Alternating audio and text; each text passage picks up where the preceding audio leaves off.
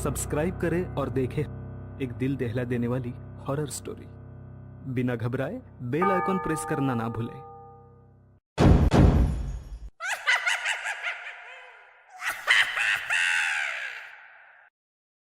इस कहानी के लेखक हैं धीरज कुमार सालुंके। रात के 12:30 बज रहे थे।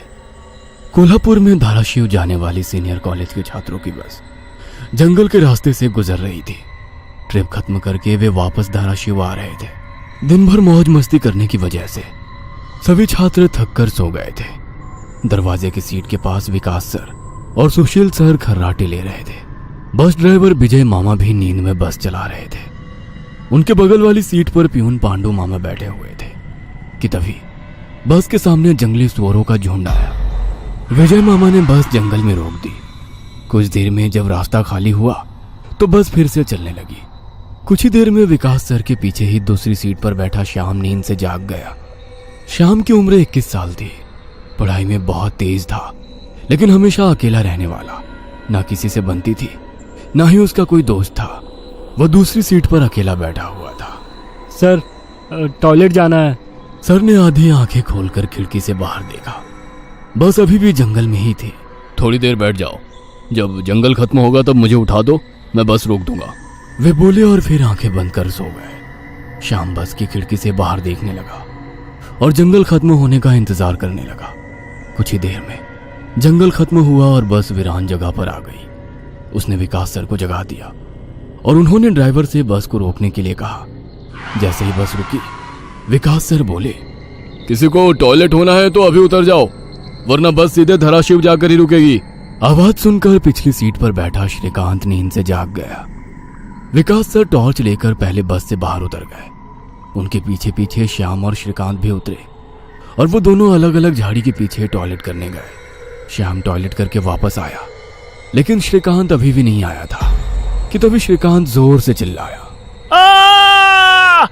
उसकी आवाज सुनकर विकास सर और श्याम उसकी ओर भागे, लेकिन तभी श्रीकांत झाड़ी से बाहर आया।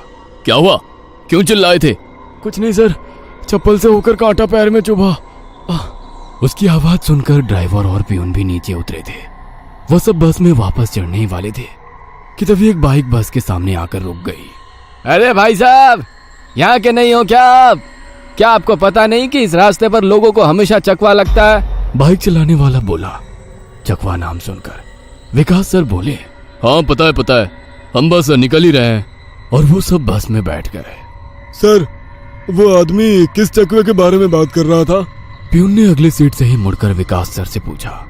हिंदी में चकवा मतलब छलावा, छलावा मतलब भूत। कहते हैं जो लोग रात में सफर करते हुए मरते हैं, उनकी आत्मा छलावा बन जाती है।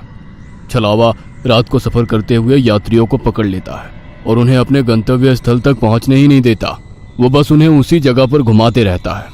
कितना भी भाग लो या फिर गाड़ी तेज भगाओ, आप उसी जगह पर आ पहुंच जाओगे जहां आपको छलावा ने पकड़ लिया था। या फिर वो लोग रास्ते से भटक जाएंगे और उस जगह पहुंच जाएंगे जहां पर छलावा उन्हें ले जाना चाहता है, विकास सर ने बताया। इसके बाद ड्राइवर बोला, और यात्री रात भर उसी जगह पर बार बार घूमते हैं। वो तब तक रास्ता भटकते हैं जब तक सूरज ना उगे। जैसे ही सूरज उगता है, उनकी ताकत कम हो जाती है।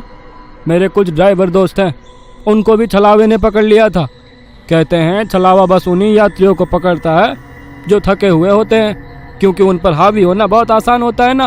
फिर तो छलावा बहुत ही खतरनाक है। प्यून घबराते हुए बोला, अरे कुछ खतरनाक नहीं है, ये सब अंधविश्वास है। ड्राइवर जब थक जाता है तो रात में उसे रास्ता समझना मुश्किल हो जाता है, इसलिए उसे भ्रम हो जाते हैं और वो रास्ता भटकता है। इसे ही अनपढ़ लोगों ने भूत यानी चकवा या छलावा का नाम दिया है, विकास सर बोले। ये सभी बातें श्याम और श्रीकांत सुन रहे थे। नहीं सर, छलावे होते हैं और कुछ छलावे तो जानलेवा भी होते हैं। मेरे दादाजी को छलावे ने इतना परेशान किया था कि मरते मरते बचे थे। रात को जितने भी एक्सीडेंट होते हैं, उनमें से कुछ ना कुछ एक्सीडेंट छलावे के कारण ही होते हैं। वो रात के बेरहम शिकार होते हैं। यात्रियों की थकान और डर ही उनकी ताकत होती है। शिकारियों की तरह ही वे यात्रियों को डराते हैं, भगाते हैं और उनकी जान लेकर उनका शिकार करते हैं। हमें बस इतना पता चलता है कि कार एक्सीडेंट में उनकी मौत हो गई है, लेकिन मौत का कारण छलावा ही होता है सर। श्याम ने डरावनी आवाज में कहा। सर, इस का कुछ मत सुनो, इसकी बुआ राइटर है, उन्हीं से सुनी होंगी ये बातें। और राइटर लोगों का तो काम ही होता है बातें बनाना, उसी से तो उनका घर चलता है। पिछली सीट पर बैठे श्रीकांत ने कहा, श्रीकांत चुप हो जाओ और सो जाओ, उन्होंने डांटते हुए कहा। और उसके बाद सभी लोगों ने आंखें बंद कर ली और सो गए। कुछ समय बीता, शाम अभी भी जाग रहा था और खिड़की से बाहर देख रहा था। बस किसी जंगल के बीचों बीच से गुजर रही थी कि तभी उसने देखा कि रास्ते के किनारे एक बंद पड़ी चाय की टपरी है। लेकिन ये चाय की टपरी तो मैंने पीछे भी पहले वाले जंगल में देखी थी। वह मन ही मन बोला और खिड़की के बाहर देखने लगा। तब उसे पता चला कि वो तो वही जंगल है जो वीरान जगह से पहले आया था। वह भागते हुए ड्राइवर के पास गया। विजय मामा नींद में बस चला रहे थे, बीच बीच में आंखें झपका रहे थे। विजय मामा, बस कौन से जंगल में है? होगी किसी जंगल में। रास्ते में जंगल कम है क्या? नहीं मामा, हम वापस उसी जंगल में पहुंच गए हैं जहां पर बस के सामने जंगली सुअर आ गए थे। नहीं बेटा, तुम्हें कुछ तो गलतफहमी हो रही है। वो जंगल तो कब का पीछे छूट गया है ना। उनकी बहस सुनकर विकास सर नींद से जाग गए। क्या हुआ श्याम? सर, हमें छलावा लग चुका है। उसने हमें पकड़ लिया है क्योंकि बस वापस उसी जंगल में आई है जहां से पहले गुजरी थी। लेकिन विकास सर भी ड्राइवर की तरह उस पर विश्वास नहीं कर रहे थे। सर, अगर आपको मेरी बात पर यकीन नहीं हो रहा है तो बाहर देखो। अभी कुछ देर रास्ते के किनारे एक ट्रक दिखाई देगा जो एक्सीडेंट में पलटी हो चुका है। और कुछ ही देर में रास्ते के किनारे सभी को पलटी हुई ट्रक दिखाई दी। ये देखकर सभी हैरान हो गए थे। ड्राइवर ने भी मान लिया कि श्याम सच बोल रहा है कि तभी जंगल खत्म हो गया और बस वही सुनसान वीरान जगह पर पहुंच गई जहां पर वो कुछ देर पहले टॉयलेट करने के लिए रोक दी गई थी। ये देखकर सभी की आंखें फटी की फटी रह गई थी। विकास सर की तो बत्ती ही गोल हो गई थी। श्रीकांत पिछली सीट से आगे आ चुका था। सबके चेहरे का रंग उड़ गया था। बस अभी भी रास्ते पर चल रही थी कि तभी वो फिर से वापस वही जंगल में पहुंच गई। वह सभी जान गए कि उन्हें छलावा ने पकड़ लिया है। ड्राइवर कोई दूसरा रास्ता मिलता है या नहीं ये देख रहा था, लेकिन फिर भी बस वापस उसी जंगल में आ जाती थी। ऐसा लग रहा था कि मानो पूरी दुनिया में बस वही एक रास्ता है जो घूम फिर कर उसी जंगल में ले आता है। सर, अभी इस छलावे से कैसे निकले? मैंने सुना है कि छलावे से बाहर तभी निकल सकते हैं जब सुबह हो जाए। इसका मतलब हमें रात भर इसी सड़क से गुजरना होगा, जंगल से वीराने में और वीराने से जंगल में। क्यों ना हम सुबह होने का इंतजार करते हुए उसी वीरान जगह पर रुक जाए। ड्राइवर बस चलाते हुए बोला।